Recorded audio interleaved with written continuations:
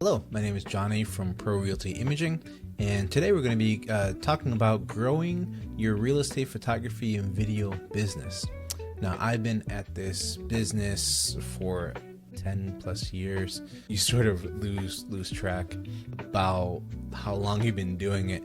I actually started working in the back end for a Coldwell Banker through NRT. And I started Pro Realty Imaging shortly after that, as I actually inherited some of the clients that NRT had because the division I was working for was no longer active. And so I decided to start my business shortly after that, and here I am.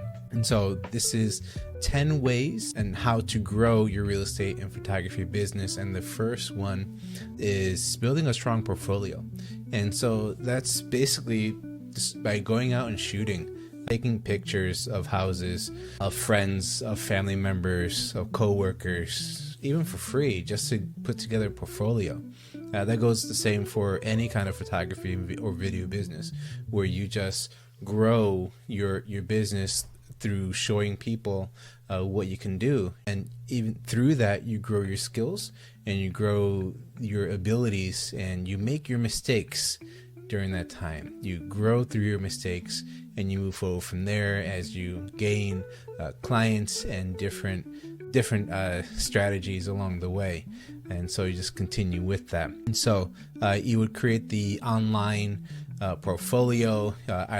I use Wix myself for that. You can also use, I think it's called Squarespace and other things like that to put together your portfolio to showcase your work online, either through a .com or even through social media.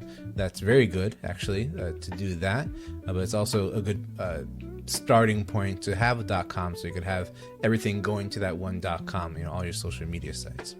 Another tactic would be networking with industry professionals. So I go to BNI. I do have a BNI sort of location where I go to connect with other real estate professionals, as well as other business owners that they may need photography and video services.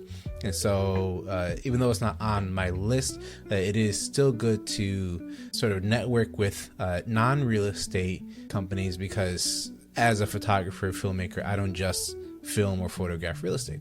And so that's something that would be beneficial for you to gain other type of work that's not just real estate, just so you can experiment and get different strategies from different business owners. And also you could gain more real estate agents or other real estate professionals to refer you, or other business owners to refer you to their real estate professional friends or people that they're in need of pictures or videos for other things. So it's always a good connection for that. Aside from that, so number 3 is leveraging social media. I did touch on it before, but I use Facebook, Instagram. Recently started using Twitter. Well, now it's called X, and then TikTok, YouTube, all the big ones, to post my real estate jobs, as well as from my other businesses are photography and video orientated, just to get my business out there. All of the promotional material, all of these types of videos, training videos, just getting my name out there so that I could connect with prospective clients that are in need of photo and or video services for their real estate business. And so it's a good rule of thumb to post regularly, at least, depending on what it is. If it's a short, I would say once or twice a day, because if you create a longer film, 5 or 6 minutes, you could cut that up throughout the week and post them as shorts. Even though you still posted the longer one on a Monday, you could post the shorts Tuesday, Wednesday, Thursday, Friday, and so forth, at least once a day while you're starting out. And then once you are have more business and you're able to have more films to create, you could sort of stretch out a little bit so that you're not still stringent on pushing out that much content. But it's a good starter to go big first and then pull back rather a little later. All right, and then as it pertains to social media, using relevant hashtags like real estate photography or home tour, property marketing, and so forth would be good to do. If you're doing real estate photography, don't put best sauce and Pennsylvania, or whatever, something that's totally not relevant to what your video is about. All right, and number 4 is offer value-added services. And so for me, I do offer photography, obviously, video, obviously, but then also I do drone and then 3D services where I map houses, showing the ability to walk through, and then also social media. I'm starting to do promoting real estate agencies on their social media sites, showing that they are professionals in their industry and they know what they're talking about. And that really helps when you have social media videos presenting that to the world on all of the networks, not just one. And it really highlights their services and their ability to connect with their clients through social media. And it's also another lead generating for them and also for me. So it's a win-win all the way. Number 5 is partnering with real estate offices. Now, for me, I am in connection with several. Most of them are individual agents within those agencies. I am working towards gaining agencies under my business. So if you are looking for a real estate photographer or a filmmaker for your real estate office, let me know. I'm sure I could help. All right, so number 6 is optimizing your online presence. And so as you put together your portfolio, you're going to start creating better and better footage, better and better films, and better reviews. So it's a good rule of thumb to at least twice a year, if not once a year, to revamp your website. I'm in the works of doing that myself, just so I could present my business in a better light. The more reviews that I have, or the more people that I film for or photograph for, I have better content. And so it's a good rule of thumb to always update that, and so that it's good for the SEO optimization and all of that. Number 7 is stay updated with trends and technology. Same thing as number 6, optimizing. So say you are doing photography and video services, and then all of a sudden there's the ability to do 3D mapping of homes. Like that happened with me. I adopted that because it's a new technology and it's a new way, new kind of thing to break into for real estate professionals. It's a good way to present homes within a 3D framework to share with prospective clients online and even in person. And so it's a really good tool to use. And so say when different technologies come into play, so like live streaming, I know some agencies, they use live streaming when they're walking through homes so that people could see it right then and there. Maybe they ask questions like, hey, I see you just passed a closet. What's in that closet? So they're able to do that. So that's pretty cool.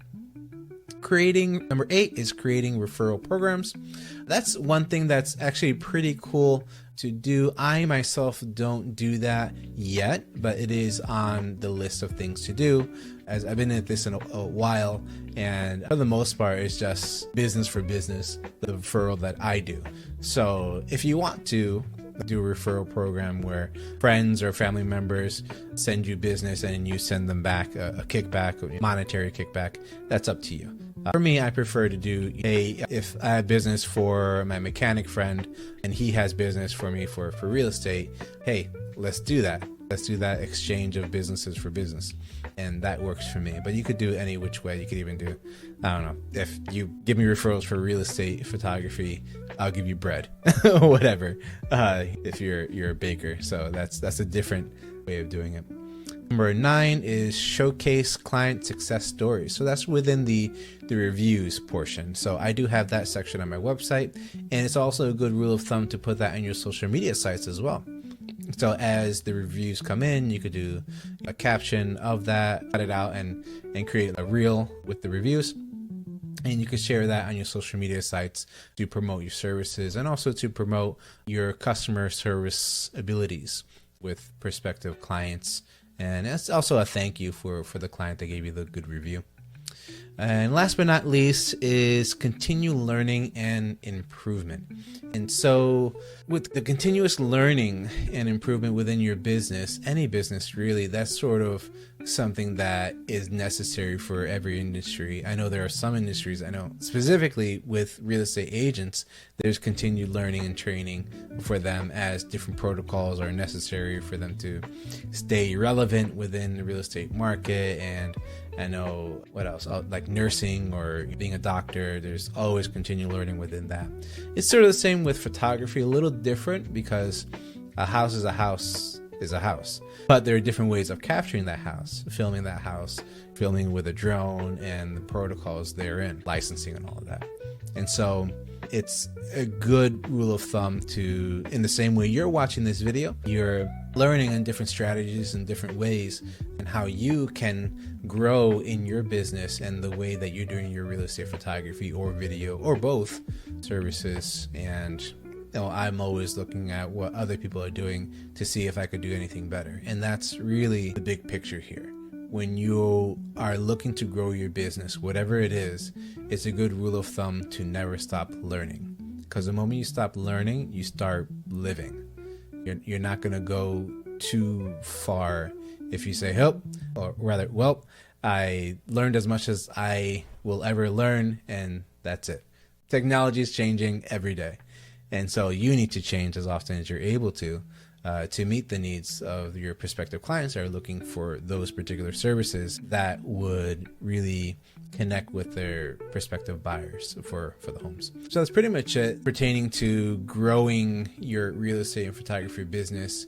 The 10 steps to do so are listed here below as well for you to review with a little bit more information, as well as my links if you want to check out my website and social media sites. Well, thanks again for watching. Until next time, you go out there and capture the future of real estate one frame at a time. Take care now.